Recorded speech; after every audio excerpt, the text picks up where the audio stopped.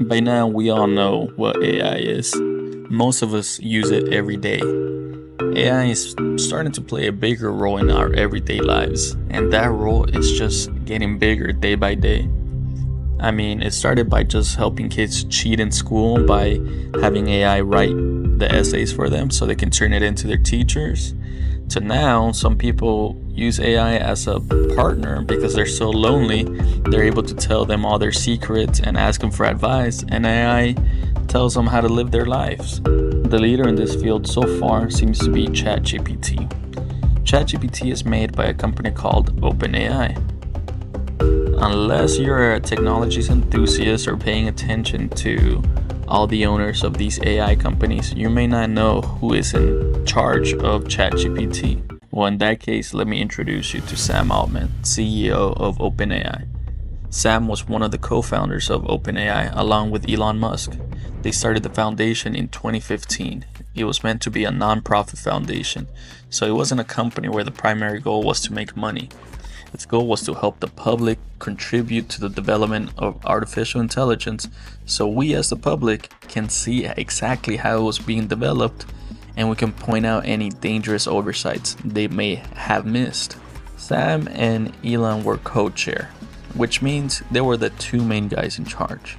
Now we know Elon has built a bunch of huge companies, so he knows a thing or two about business. So why on earth would Elon pick Sam Altman? He must be some AI genius, right? Well, let's see what Sam got up to before being in charge of the leading AI company in the world. Just before we get into the history of Sam Altman, there's got to be a little background knowledge on artificial intelligence, or AI for short. The idea of AI has been around since 1955 when the word was first coined. It has been a topic in Silicon Valley ever since. Google officially started working on the modern AI we know today in 2012. Now with that context, we can see how Sam's history stacks up to the history of AI. Sam has always been an entrepreneur, starting his first company at the age of 19. That is extremely impressive. His first company was called Looped. Looped was essentially a social media network.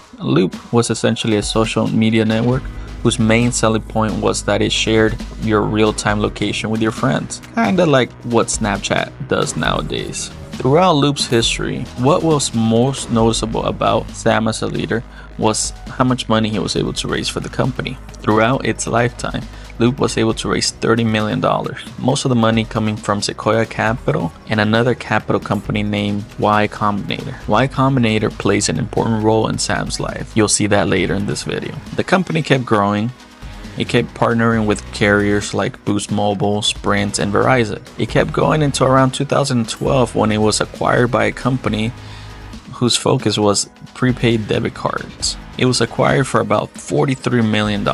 This was about the same amount of money Sam raised in investments throughout the lifetime of the company. What's most interesting about Sam is what he did with the profits he made. Remember that venture capital company that first invested in Sam to get Looped off the ground? Well, 1 year before Looped was sold, he joined the company named Y Combinator. After Looped was sold, he decided to start his own venture capital firm called Hydrazine Capital. This is an important decision because it highlights how he went from leading a tech company to focusing on giving money to try and find the next big tech company rather than build a product himself. If you didn't know, venture capital firms essentially try to invest in tons of small startups who need money.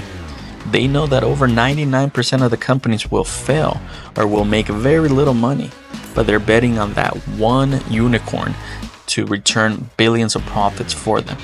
It's a crazy gamble. Now, if you ask Sam, he would say that it was to spark innovation. But every big banking company will tell you that same thing. You and I both know the real mission of these firms was to get rich. Apparently, he didn't want to build his own company though, because he became president of Y Combinator.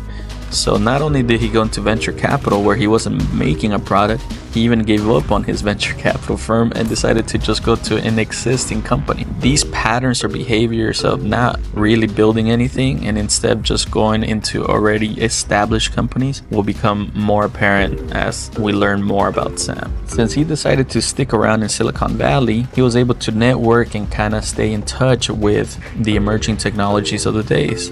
This is the same reason why he decided to start a venture capital firm that invested primarily in tech companies. So he keep an eye out for either the next big company leader or the next big technology itself. Sam started emailing Elon around 2015 saying that he was concerned about Google being the lead AI researcher or developer because Google was evil.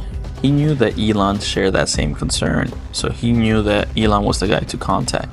He somehow convinced Elon to start a foundation with him in order to combat the evil AI Google was making with the good AI that they would both create. Now, they didn't want to start a company because their main concern was that the focus would be on making money rather than doing good for the people. So they wanted to start a foundation to help humans make safe AI. The main parts about OpenAI initially was that it was supposed to be about helping people and not making money. It was also supposed to be open source so that the public could see exactly what kind of code was going into it and how it was being developed, so there would be no secrets kept. He was somehow able to convince Elon to do it, and Elon invested initially $100 million to even start OpenAI. Remember, Sam was really great at getting investments from the outside to fund whatever company he wanted to make.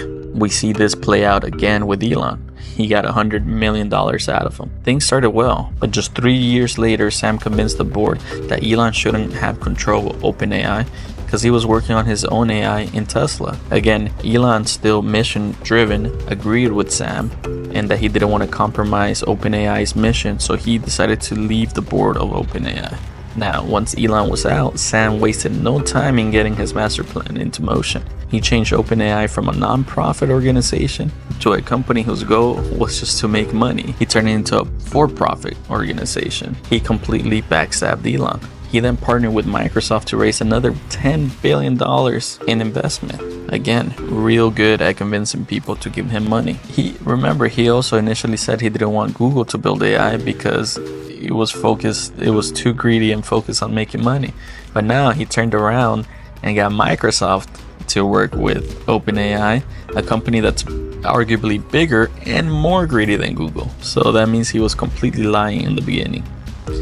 Sam Altman lied about everything and managed to kick out the other guy who was actually worried about keeping the company straight in order for him to do what he wanted to do. I don't think it's possible to betray someone more than this. He checked off every box of betrayal.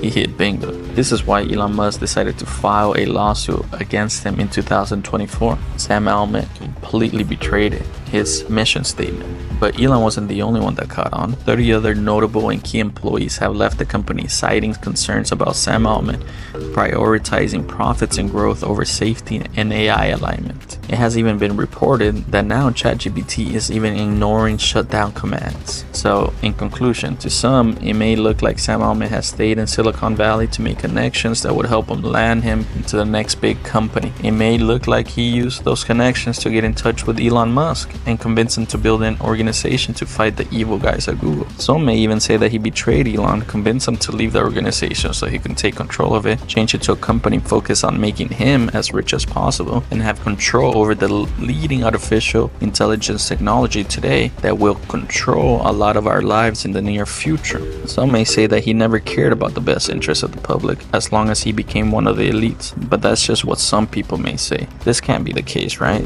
Sam wouldn't risk a dangerous AI for money, right? You tell me. Please like and subscribe.